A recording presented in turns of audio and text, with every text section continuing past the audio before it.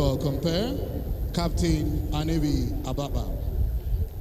Thank you very much, Flight Lieutenant Festus Ezenyi, for the commentary so far.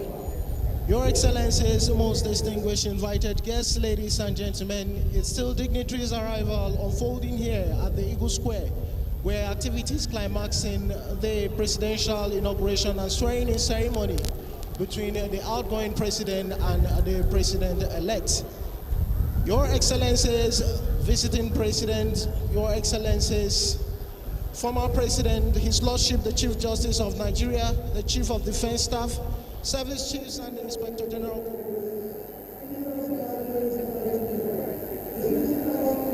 of the Senate President.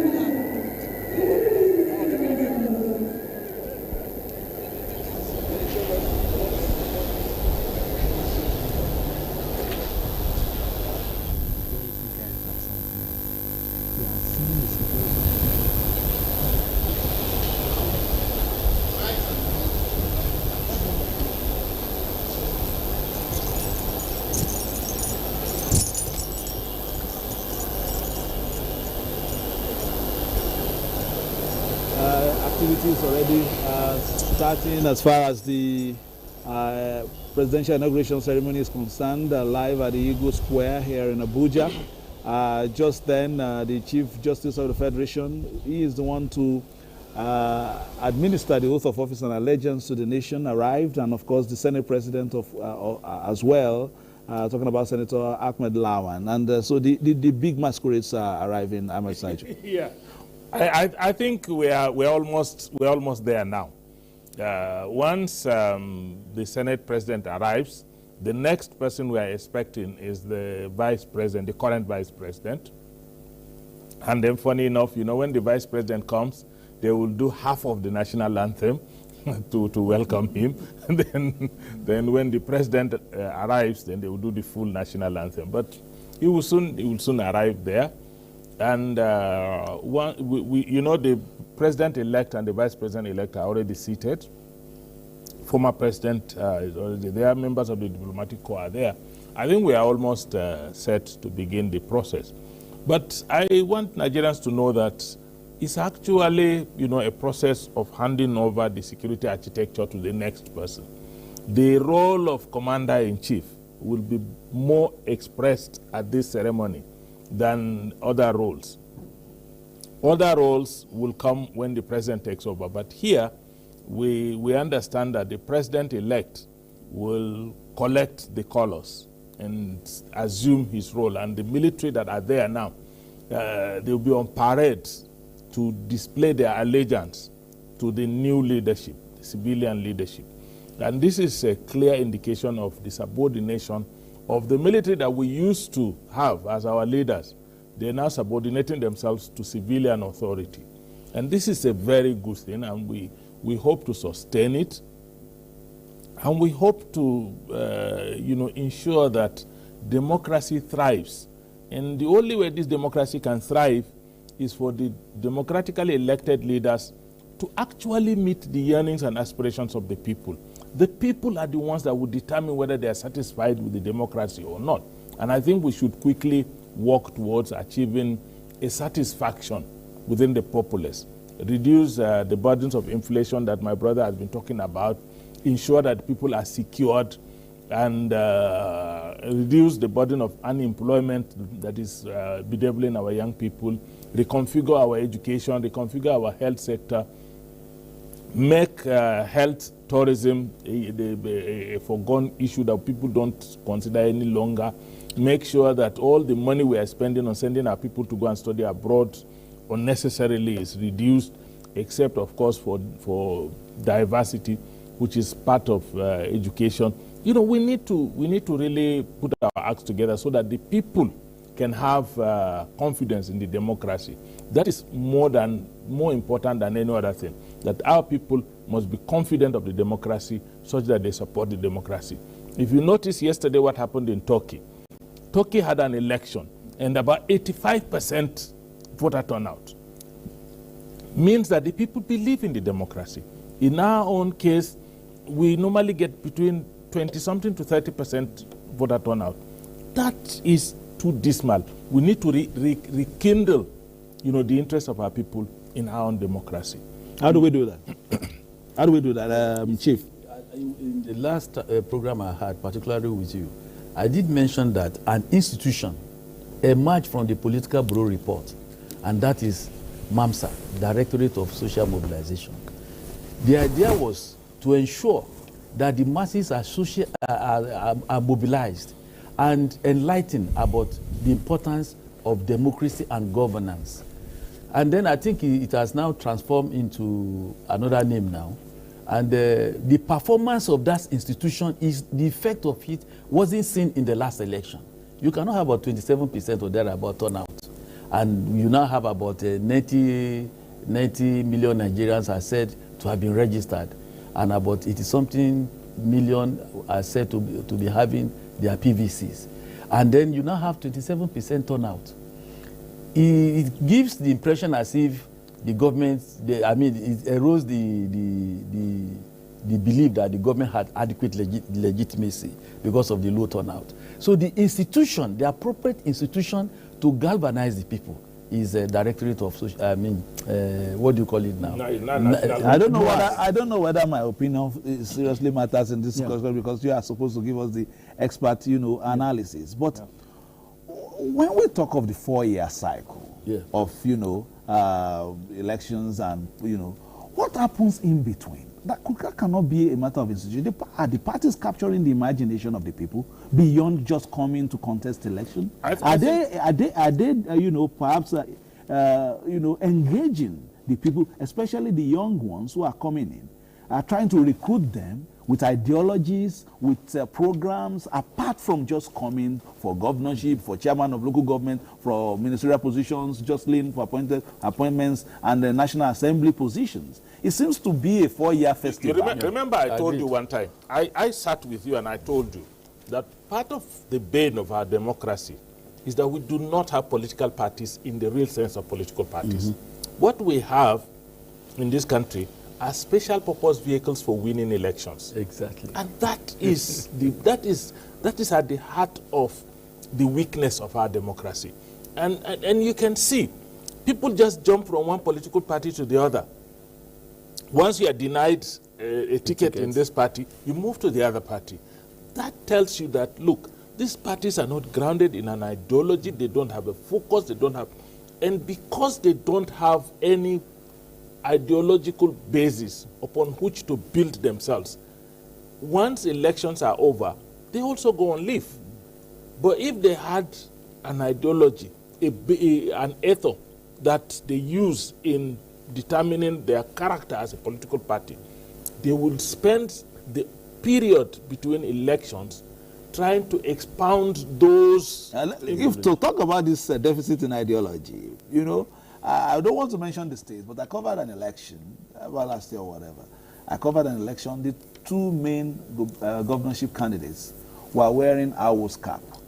So I was now asking, who is following, who is the real, because it was an ideological issue. It was the UPN, Action Congress, the UPN, that made that cap popular. I think even don't look at it from that angle. Look at it from this other angle. There are no two APC states in Nigeria that are doing the same thing. There are no two PDP states in Nigeria that are doing the same thing. Exactly. But in the Second Republic that I know, you could know that the UPN had their cardinal policy of free education. So if you go to all the UPN states, they were doing the same thing. with respect to free education. You know, so these are some of the things that we got missing along the line.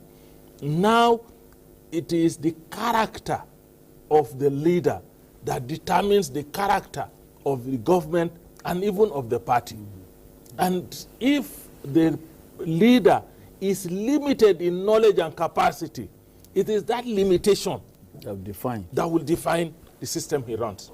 I wanted you to make an intervention in terms of you agreeing with him, but how do we solve this? You see, just as we have just rightly identified, when in the first instance, apart from the fact that between 1979 and 1983, we were having ideological parties. You know, when you see MPN, you know what MPN stands for. When you see PRP, you know what PRP stands for. If you see UPN, you know what CPN stands for. Not two people wearing Abo's cap belonging to two different political parties. So, just as you are talking, the president-elect and his wife, Senator Bola Ahmed Tinubu, and his wife, Senator Oluremi Tinubu, just arriving there with his green cap looking close to my own, but I think his own is a bit darker. Getting ready for, you know, the inauguration ceremony with the National Party officials as well as the aides are there. I can see there Babagana Kingibe, the running mate of Chief MQ Abiola there.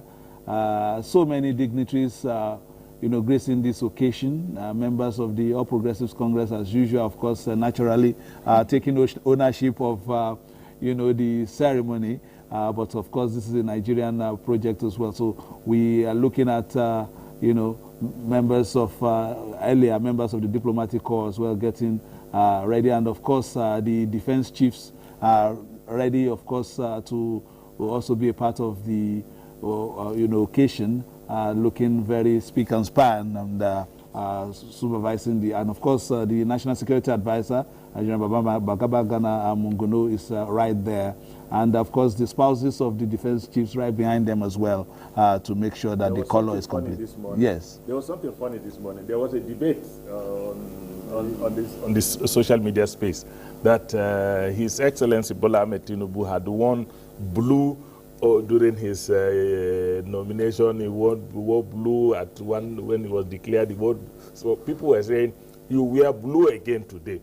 But you see, he was very careful because he wants to symbolize Nigeria. So he wore white and they put some green cap on top. So that debate is over now. Okay, he did not wear blue. Okay, all right. So let's move away, you know, on. And as you can see, of course, we're seeing that is General Yakubu Danyuma Jack Gowon. Ruled Nigeria for about 9 years, 1966 to 75, taking photo up, of course, with the incoming president, General Yakubu Gowon, going to be 89 soon, and of course, still looking, you know, very handsome, and you know, there with, you know, the president-elect, his wife, and we can see the former First Lady, Mama Peace, that's Dame Dr. Patience Jonathan, also part of that photo up there.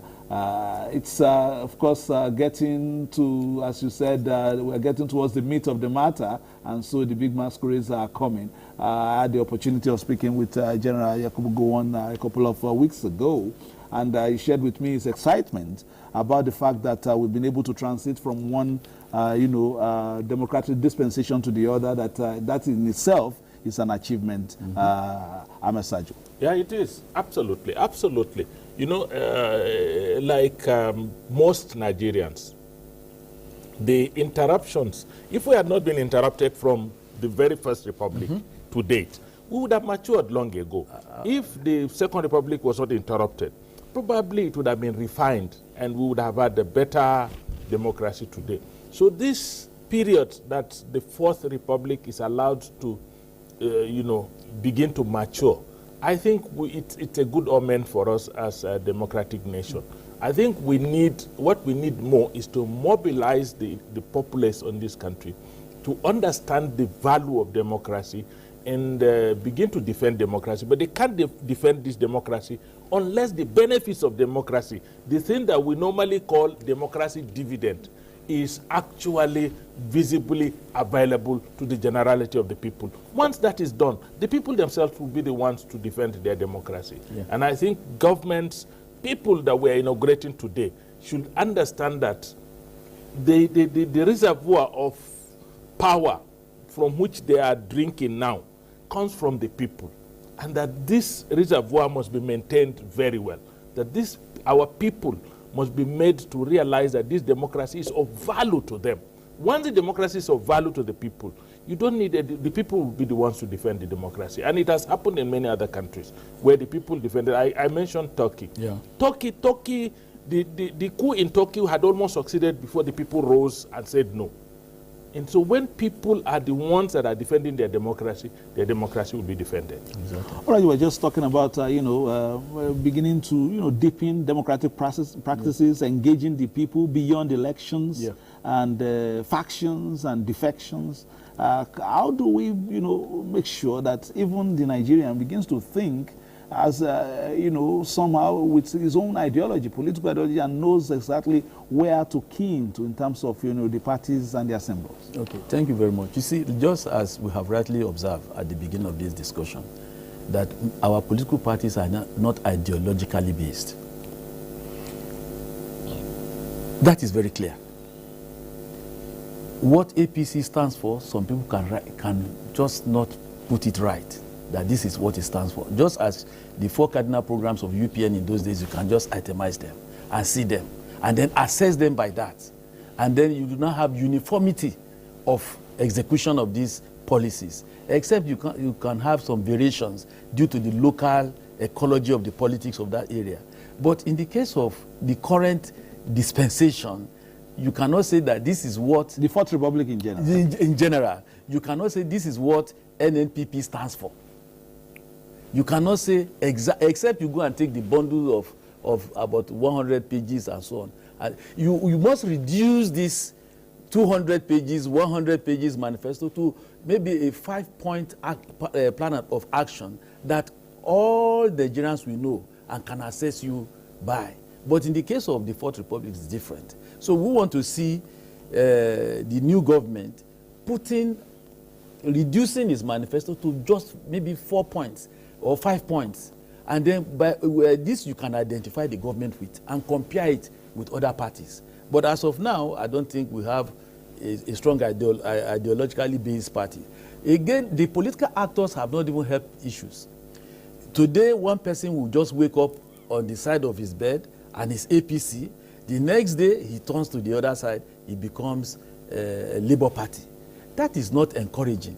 In United States of America that had a very strong democracy, or United Kingdom, if you know what the Labour Party stands for in United Kingdom, you know what the Conservative Party stands for. In America, you know what the Democrats stand for, you know what the Republicans stand for.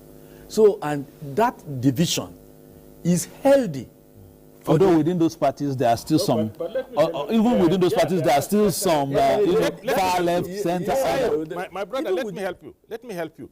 You remember, because the PRP was manifestly socialist in the manner they operated in the Second Republic, they were the ones that introduced May Day for Labour, which was a ceremony that was conducted at a point by all the socialist international in the countries that are socialist. So Rimi was the first to declare May 1st a public holiday, and then he celebrated Labor Day international, and that was what moved even the MPF to say let it be a federal holiday. So all the groundbreaking occurrences within the political space happened because certain political parties had an ideology and they pushed those ideologies and they pushed those their creed.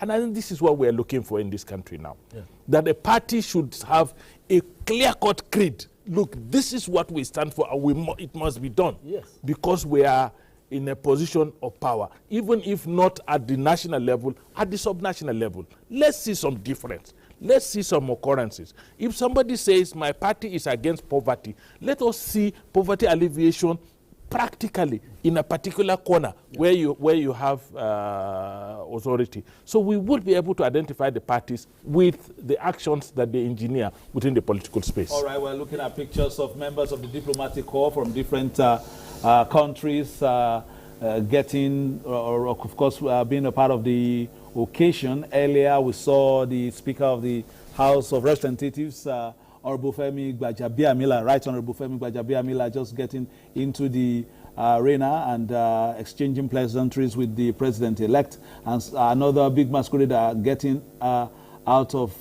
the motorcade there. Will soon perhaps be able to identify who and who. That is the Vice President of the Federal Republic of Nigeria, Professor Yemi Oshibajo, to take the salute of that I understand is going to be just half. Let's take the ambience. Let's take the ambience from Eagle Square. It's a mistake. As of 12:01 midnight. National salute!